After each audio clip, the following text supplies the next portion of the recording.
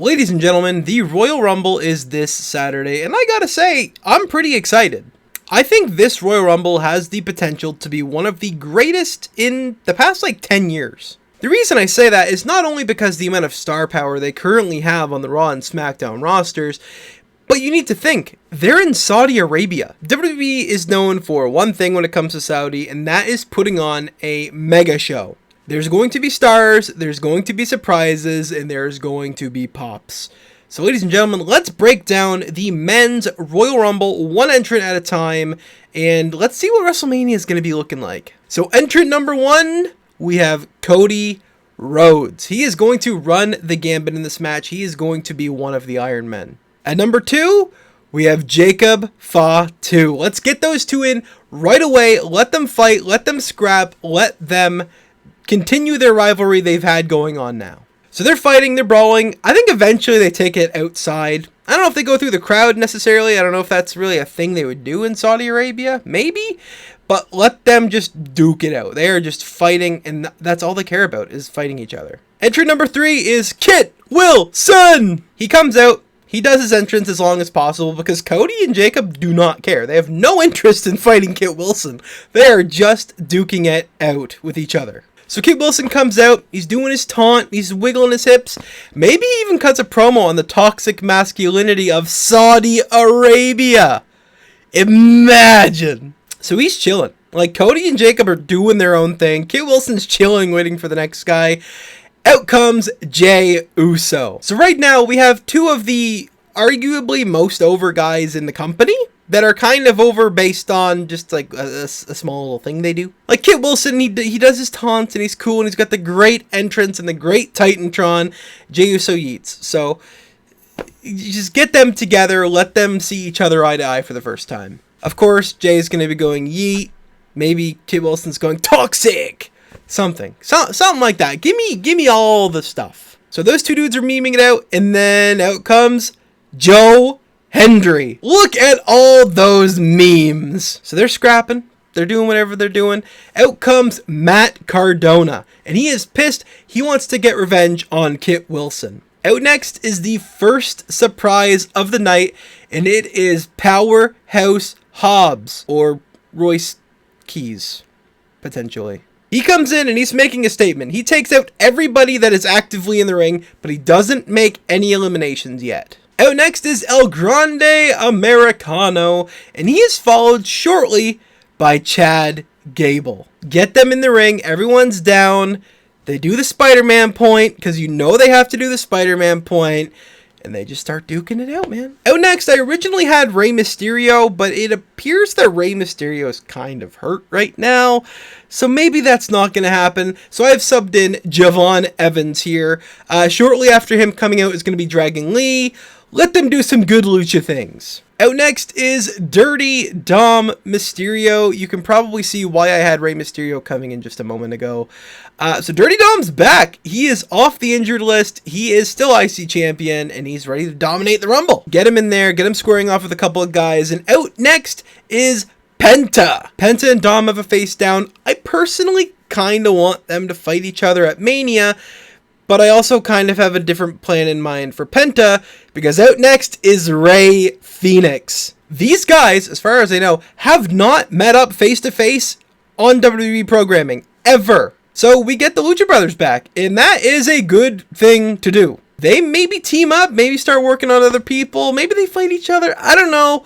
Either way, it will be good to see Penta and Rey Fenix in the same ring at the same time in Saudi Arabia. Out next is Finn Balor. So I had this idea here because Finn Balor couldn't get into the Rumble. So what he does is backstage, he attacks Rey Mysterio, who is injured, I believe.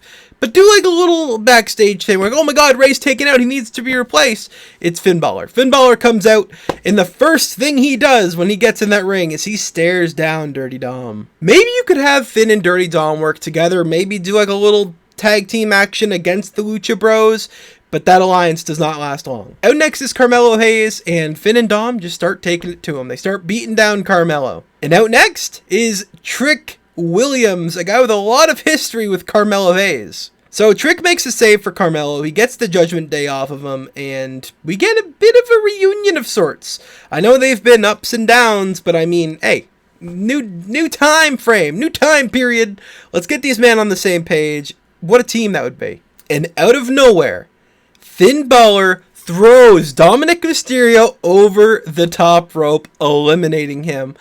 But he kind of gets distracted, so Trick Williams and Carmelo Hayes just dump Finn out. So then Finn and Dom just get to kind of look at each other, and maybe they fight, or maybe we tease it for another couple weeks, because it is WWE after all. Out next is Solo, and he is Solo.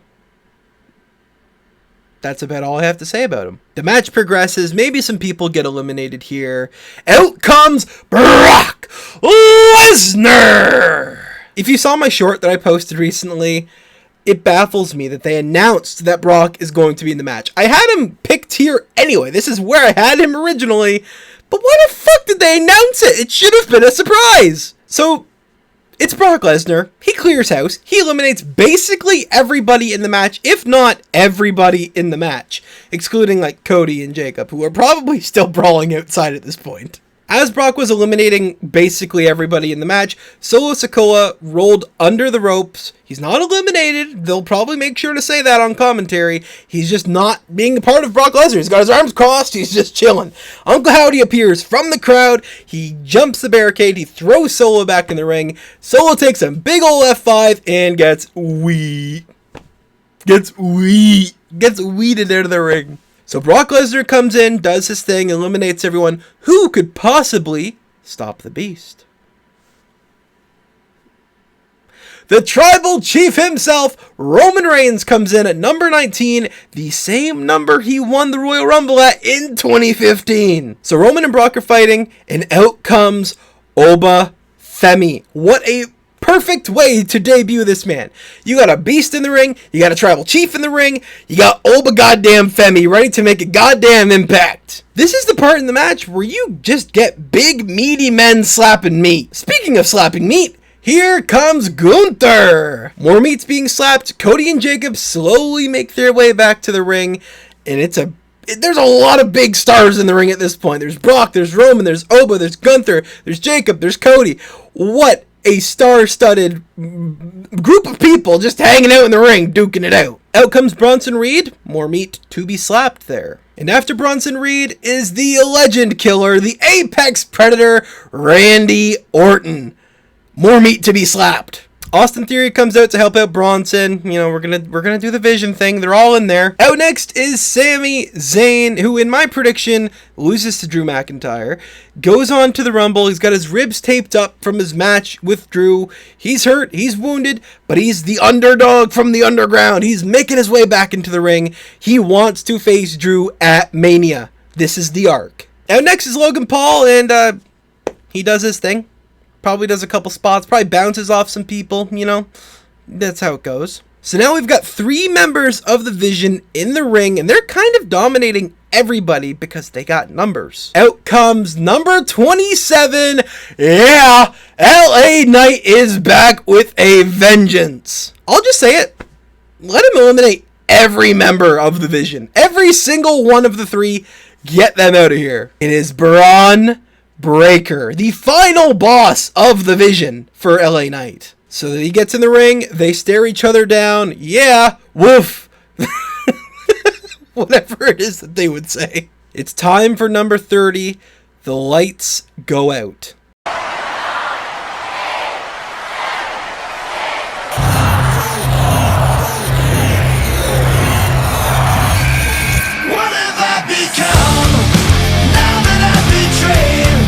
It's Chris Jericho! The kingdom of Saudi Arabia goes ballistic! Jericho makes his way to the ring and he gets his shine. Jericho is home and he gets to face off with some of the greatest superstars of the current roster, a lot of which he hasn't really seen yet.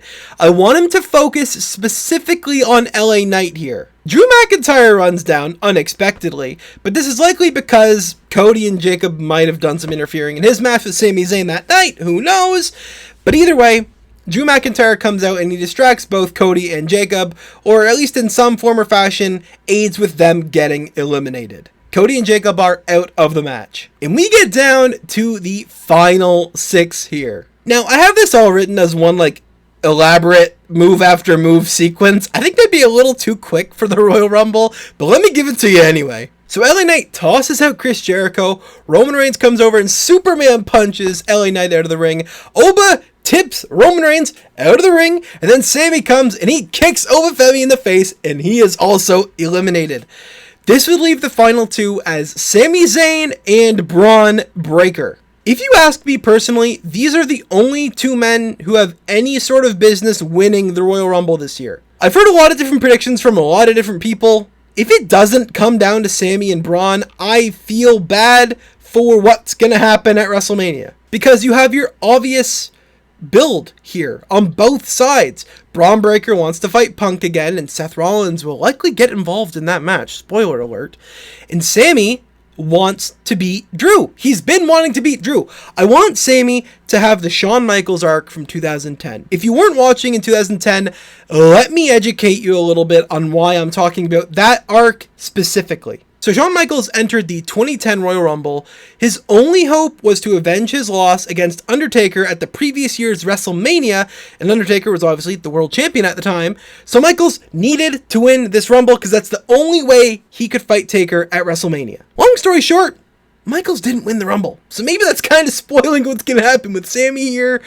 Michaels didn't win it, but the performance art he pulled off in that match lives in my head rent-free. The amount of spots, the amount of corners he had to cut in that match, all in desperation to win the thing. And when Shawn Michaels finally got eliminated, you could see that his soul was crushed. He got back in the ring, he super kicked the ref, he was pissed, he was dumbfounded. He was lost, knowing he was not going to get a match with Taker.